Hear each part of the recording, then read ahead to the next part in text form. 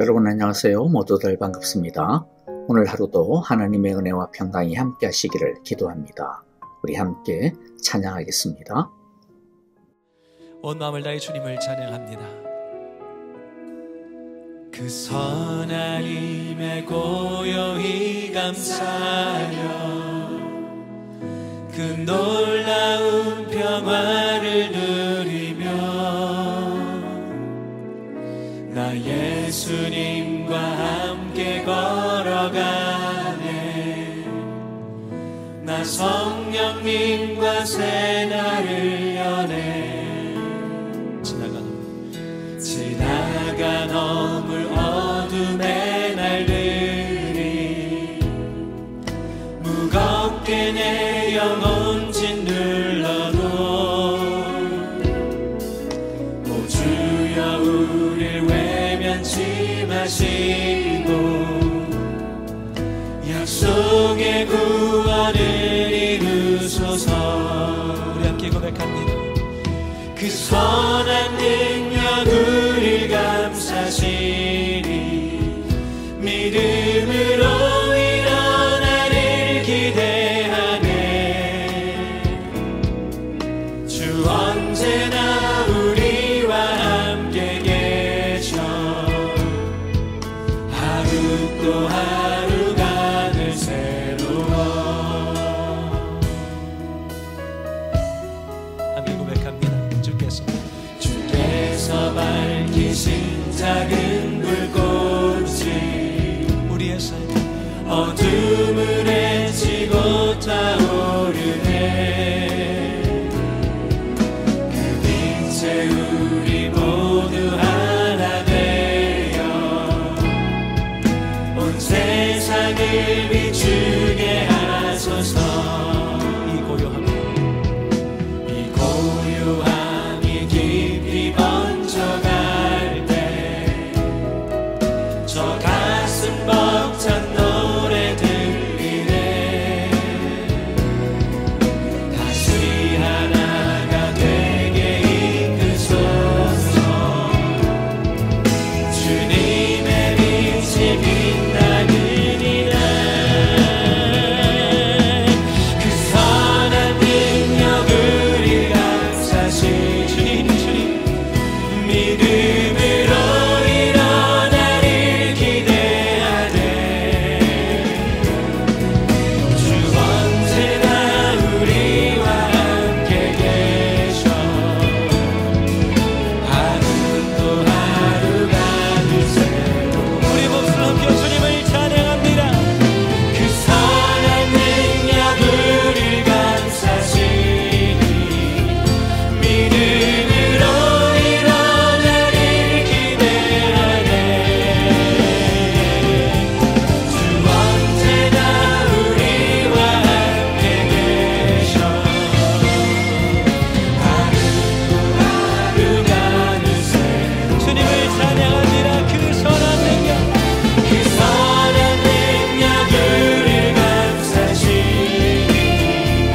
믿음으로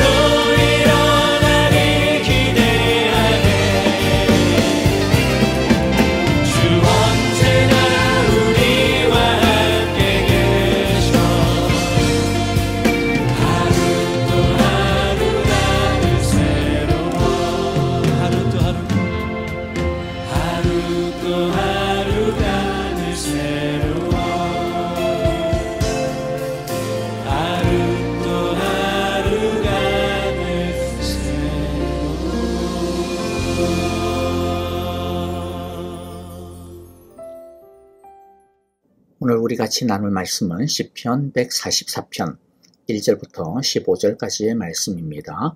우리 함께 한 절씩 같이 영상을 보면서요 읽도록 하겠습니다. 함께 읽겠습니다. 제 144편 다윗의 시. 나의 반석이신 여호와를 찬송하리로다. 그가 내 손을 가르쳐 싸우게 하시며 손가락을 가르쳐 전쟁하게 하시는도다.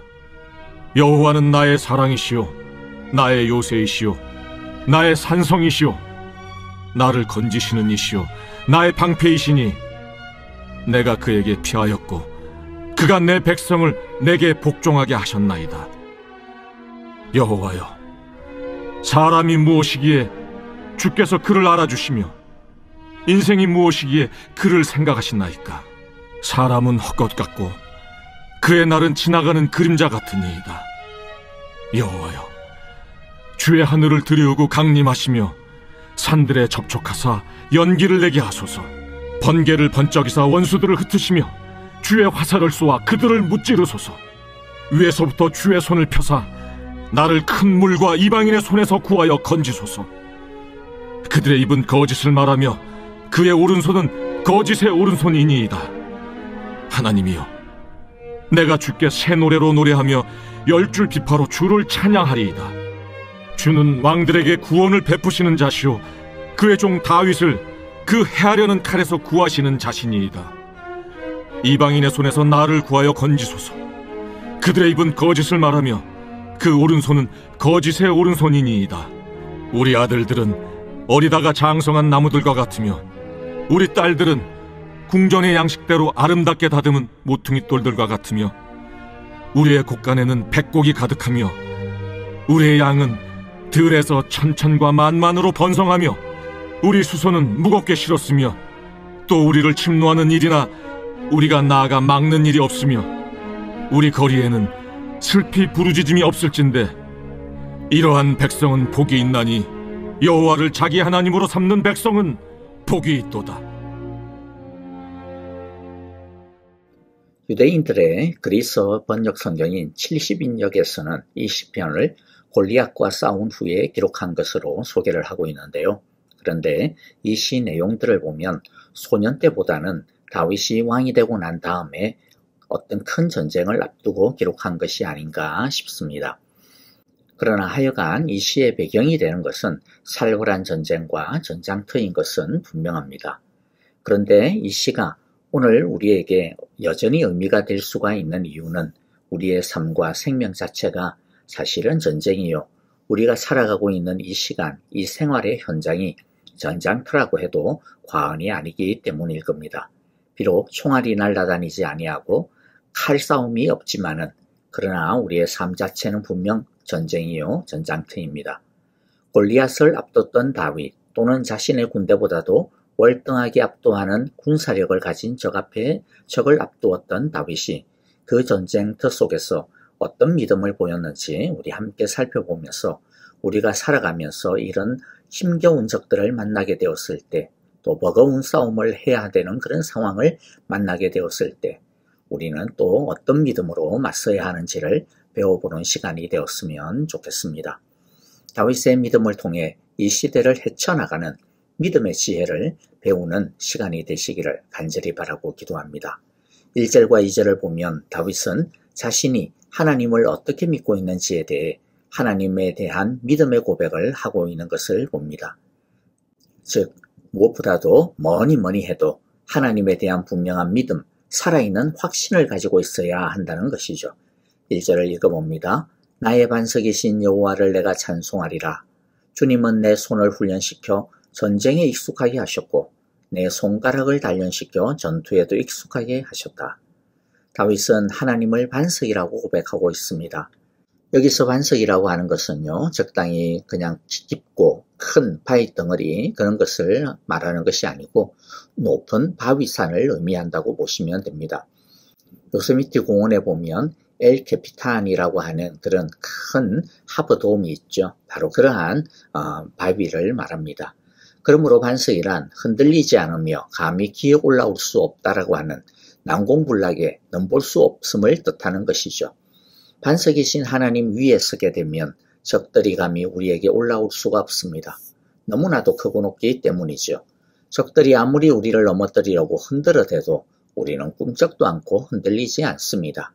왜냐하면 반석이신 하나님은 그 어떤 것으로도 감히 흔들 수 없고 흠집을 낼 수가 없기 때문입니다. 너무나도 광대하시고 크신 분이시기 때문이죠.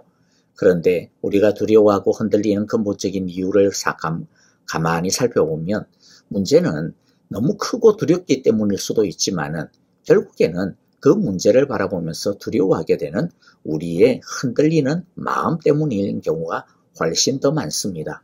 그런데 반석이신 하나님 위에 우리가 서게 되면 비록 삶이 이런저런 풍파로 휘둘린다 할지라도 어렵고 힘든 과업이 우리를 버겁게 하여도 하나님은 무엇보다도 우리의 마음을 흔들리지 않도록 지켜주십니다. 반석이신 하나님은 무엇보다도 우리의 심지를 견고하게 붙들어 주십니다. 그래서 반석이신 하나님 안에 있으면 쫄지 않을 수 있습니다. 염려하고 불안해하기보다는 기도하고 간구로 맞서게 됩니다. 아무것도 염려하지 말고 라고 외치는 바울의 격려는 단순히 너 아무것도 염려하지 않도록 결심을 굳게 해 그렇게 말하는 것이 아닙니다. 하나님 안에 믿음을 굳게 세우라 라고 하는 외침입니다. 기가 죽으면 아무리 좋은 무기를 가지고 있어도 소용이 없지 않습니까? 기가 살아있어야 이깁니다. 이런 강한 정신과 당당함은 하나님이 내 편이시다 라고 하는 것을 확신할 때 생기는 것입니다. 반석이신 하나님 위에 서 있었던 요수아와 갈렙, 그들은 어땠습니까? 다른 모든 이스라엘 사람들이, 다른 모든 정탐꾼들이 자신들은 메뚜기와 같아 라고 주눅들어 있을 때 오히려 요수아와 갈렙은 가나안 사람들은 우리의 밥이라고 외쳤습니다. 다윗이 골리앗 앞에 섰을 때 하나님의 이름을 믿으니까 그 거대한 골리앗 앞에서도 쫄지 않았습니다. 골리앗을 도리어 강아지 취급해버렸습니다. 그러므로 하나님 안에서는 우리 모두가 되기를 바랍니다. 그리하여 제대로 된 깡다구, 정신, 반석 같은 마음을 우리 주님으로부터 얻게 되어지기를 간절히 기도하고 축복합니다. 또 다윗은 1절에 보면 주님은 내 손을 훈련시켜 전쟁에 익숙하게 하셨고 내 손가락을 단련시켜 전투에도 익숙하게 하셨다라고 고백합니다. 이 말은 하나님이 전쟁의 책임자시라는 뜻이죠. 하나님은 우리를 특급 전사로 훈련시키시는 베테랑 교관이실 뿐 아니라 우리 싸움의 지휘관이 되십니다. 우리가 이기는 방법이 무엇입니까? 탁월한 교관이자 지휘관이 되시는 하나님이 단련하신 대로, 하나님이 훈련시키시는 대로 그냥 따라하면 됩니다. 하나님이 지시하시는 대로 믿고 가면 되는 것입니다. 그러므로 우리 모두 주님의 말씀을 따라 잘 훈련받기를 원합니다. 우리 하나님께서 말씀을 따라 우리를 지휘하는 대로 우리 모두 하나님을 잘 따라가 기어이 승리하는 우리 모두가 되어지기를 간절히 기도하고 축복합니다. 2절을 읽어봅니다. 여호와는 나의 사랑, 나의 요새, 나의 산성, 나의 구원자, 나의 방패시니 내가 그에게 피하였고 그가 뭇백성을 나의 발 아래 굴복하게 하신다. 한번 정리해 볼까요? 다윗은 하나님을 뭐라고 소개하고 있습니까? 사랑, 요새, 산성, 구원자, 방패, 피난처, 그리고 1절까지 포함한 반석, 총 7가지로 소개하고 있네요. 그리고 뭇백성을 나의 발 아래에 굴복시키시는 분, 즉 승리를 주시는 분이시라고 하나님을 고백합니다. 다윗은 전쟁을 앞두고 자신들이 승리를 거둘 수 있는 요소로는 군대의 숫자, 칼의 숫자, 활의 숫자, 방패의 성능, 말의 숫자, 성벽의 높이 이런 것들을 곱지 않았습니다. 오늘날 우리의 삶의 문제들을 헤쳐나갈 수 있는 힘은 세상의 여러 가지 숫자에 달려있는 것이 아닙니다. 하나님에게 달려 있습니다. 자꾸만 세상의 것들의 숫자만 보지 말고 하나님의 말씀을 보는 우리가 되기를 바랍니다. 다윗은 전쟁 때일수록 더 하나님을 쳐다봤습니다. 우리도 오늘날과 같은 시기에 예전보다도 더 하나님의 말씀을 봐야 할 것입니다. 하나님의 말씀을 더 열심히 들어야 할 것입니다. 이제 3절과 4절을 보겠습니다. 먼저 4절을 보면요. 우리가 자신이나 다른 사람들, 세상의 것을 의지해서는 안 되는 이유를 소개하고 있는데요. 사람은 한낮 숨결과 같고 그의 일생은 사라지는 그림자와 같습니다. 사람은 한낮 숨결과 같고, 즉 사람은 아무리 잘나도 하나님 앞에서는 바람처럼 한없이 가볍기 짝이 없다라고 하는 것이죠. 그리고 사람의 일생은 아무리 오래 살고 장수한다 해도 심지어 모두셀라처럼 969살을 산다 할지라도 그러나 영원하신 하나님 앞에서 보면 금방 사라지는 그림자와 같이 너무나도 짧은 것이기에 어떤 사람이든 의지할 만한 것이 되지 못한다라는 것이죠. 그런데 여기서의 사람이 누굽니까? 다른 사람이 아니라 다윗 자신을 말하는 것이죠. 다윗이 스스로를 돌아볼 때 자신이 얼마나 보잘것없는지, 무가치한지에 대해서 생각했던 것입니다. 그런데 다윗은 자신의 이 허망함과 무가치함에 대해 생각하다가 너무나 놀라 자빠집니다. 왜냐하면 이렇게 쓸모없는 인생인데 이런 인생, 이런 자신을 하나님께서 알아주시고 하나님께서 생각해 주신다니 도무지 그 이유를 알 수가 없었기 때문이죠. 3절입니다. 여호와여, 사람이 무엇이기에 그렇게 알아주시며 인생이 무엇이기에 이토록 생각하여 주십니까? 다윗은 지금 너무나도 의아해하고 또 너무나도 감격해하고 있는 것입니다. 사람이 무엇이기에, 인생이 무엇이기에. 다시 말씀드리지만 여기서의 사람, 인생은 다윗 자신을 말하는 거예요. 즉 내가 뭐라고, 도대체 내가 무엇이라고 하나님이 숨결처럼 가볍고 그림자처럼 별것 아닌 나를 알아주시고 나를 생각해 주시는 걸까? 하나님이 왜 나 같은 자를, 지렁이 같은 나를, 벌레 같은 나를 선택해 주시고 또 사랑해 주실까? 왜 나를 선택하여 이스라엘의 왕으로 세워주셨을까? 다윗은 도무지 이 큰 사랑의 이유를 자신에게서는 찾을 수가 없었던 것이죠. 이 세상에서 가장 미스테리가 무엇입니까? 그것은 바로 하나님이 나를 사랑해 주신다라는 겁니다. 하나님이 우리를 사랑해 주신다라는 것입니다. 하나님이 우리를 구원하시기를 기뻐하신다라는 것입니다. 도대체 무엇 때문에 나를 사랑하시고 도대체 무엇 때문에 우리를 구원해 주실까요?